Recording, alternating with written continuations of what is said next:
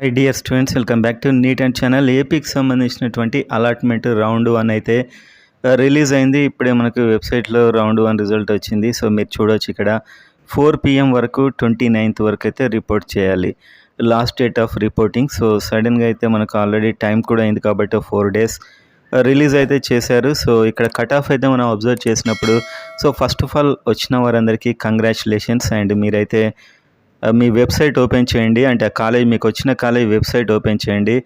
అందులో వాళ్ళు డేటా అయితే పెడతారు. సో ఎలాంటి సర్టిఫికేట్స్ తీసుకొని రావాలి అదంతా డేటా ఉంటుంది.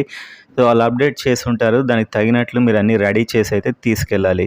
సో ఒక లైక్ చేయండి, సబ్స్క్రైబ్ చేసుకోండి అప్డేట్ కోసం. సో కట్ ఆఫ్ మనం చూస్తే నేను ప్రైమరీగా పరిశీలించినంత వరకు ఎస్వీలో అయితే ఒక 483 ఓపెన్, ఏయూలో అయితే ఒక 500 ఓపెన్ వరకు అయితే మనకు కనిపించింది.